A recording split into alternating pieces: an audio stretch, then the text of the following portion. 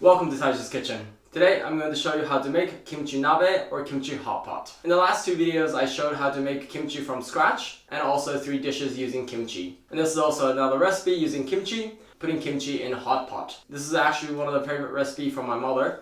She makes this quite often, especially in the winter. Because it's hot pot, it warms you up from inside, but also with the spiciness, your body stays warm. So this is a super easy recipe, so if you have kimchi available, you should definitely try this. And of course, if you're vegetarian or vegan, you can also make this vegan, depending on what you put inside. So I really hope you give this a try yourself. Then, let's get started.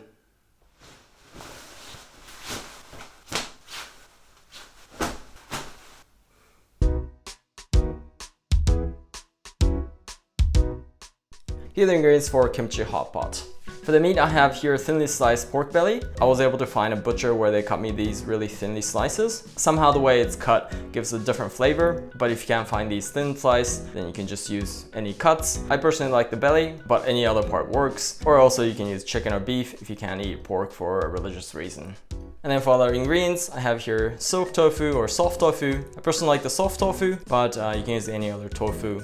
And I was also very happy to find this. It's called shirataki. It's a noodle form of konnyaku. If you can't find this, it's okay. But if you can get hold of this, this matches really well with the hot pot because it soaks up all the good flavor of kimchi. Or also you can substitute this with rice noodle or vermicelli. And then have bean sprouts, a couple stalks of scallion, a couple leaves of Napa cabbage. And for this you have a piece of ginger, a couple cloves of garlic, kimchi. I also have this kind of marinade part, not only the Napa cabbage. And then miso for the flavor. If you don't have miso, you can also substitute this with just regular soy sauce.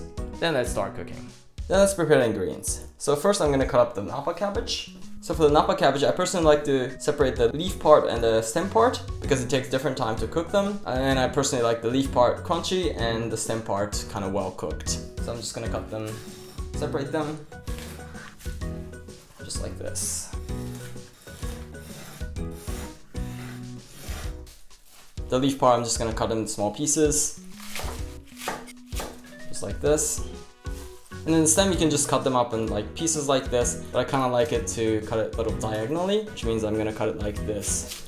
And then just kind of have a neat form. It also cooks a little faster, but it's just a preference thing, you don't have to do this. And then bean sprouts, I just need to wash them. And the scallion also to bite-sized pieces. And the scallion, I'm also going to cut it diagonally so it has a nice shape.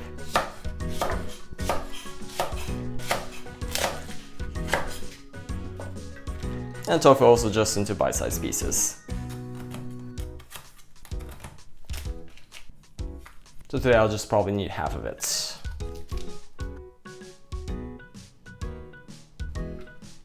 And the garlic and the ginger, I'm gonna smash it with a garlic smasher. Or you can grate them also if you don't have it.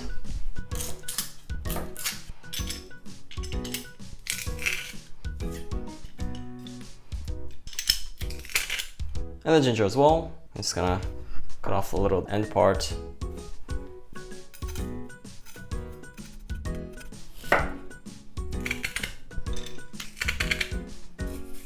So let's finish for that.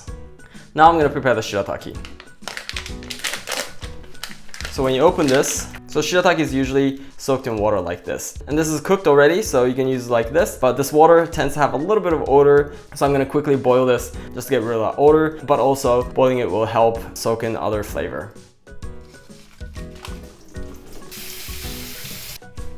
So in the boiling water, I'm gonna put the shirataki. And we're gonna wait this until this comes to boil. So once this has come to boil, this is finished, we'll turn it off, and we're gonna drain this. And then this is finished for the preparation. Then finally, let's cut up the kimchi. Cut the stem part off.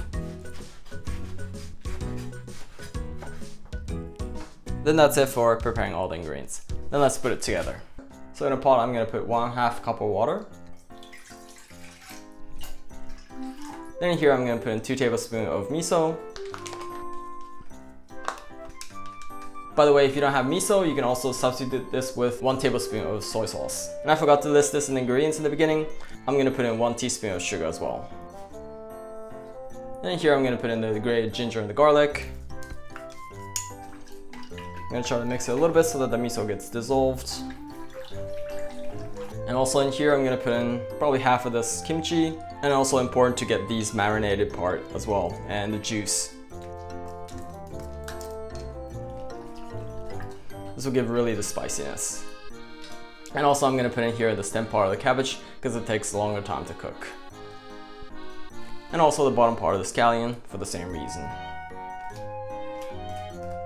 And then I'm gonna turn the heat to high and bring it to boil. So once this comes to boil, I'm gonna turn the heat to low and let it cook for about a minute or so until the ingredients gets cooked through.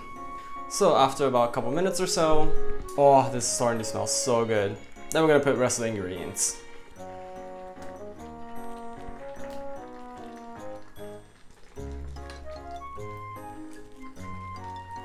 And the leaf part, I'm gonna put at the very end. Put the lid back on, I'm gonna turn the heat to high, then bring this to boil again. So after a minute or so, oh, this is looking so great. And here I'm gonna put in the leafy part of the cabbage, because I like it crunchy. Then this is finished for the kimchi hotpot. Let's eat.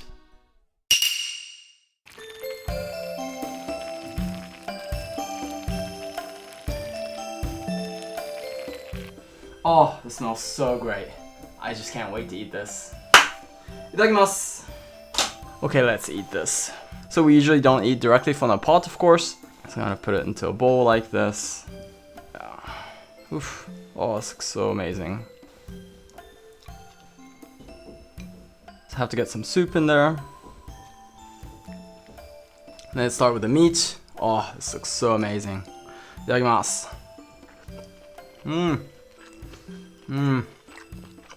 Oh, this pork belly is so perfect to go with the kimchi flavor.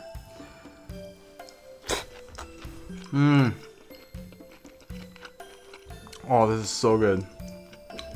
And the bean sprouts.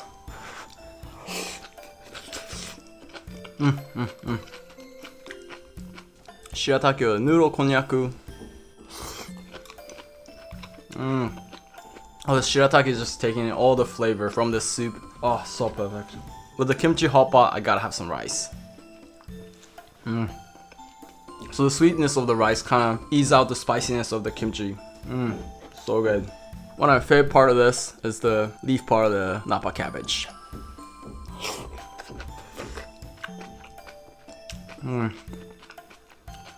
So good. And green part of the scallion is also delicious. And my other favorite is the tofu. Tofu just matches with the sauce, also so amazing. So good.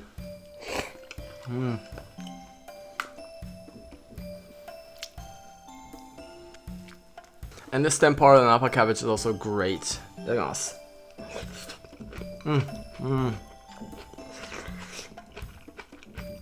It's like melting, but at the same time crunchy in the inside.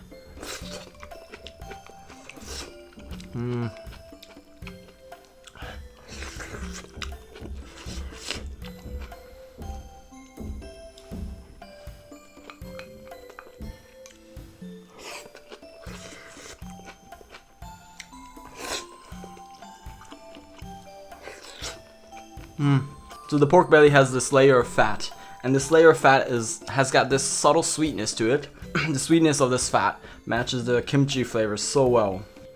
Oh, this is so delicious. You can enjoy the flavors separately, but also you can just kind of mix it up like this. Such a complex flavor.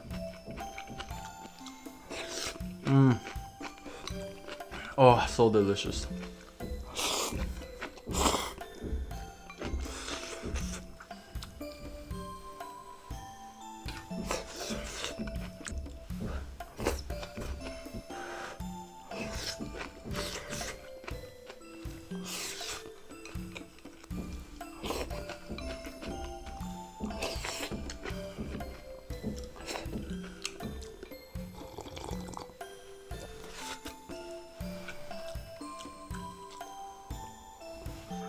Oh, that's just warmed up from inside. Oh, it's so savory, so delicious.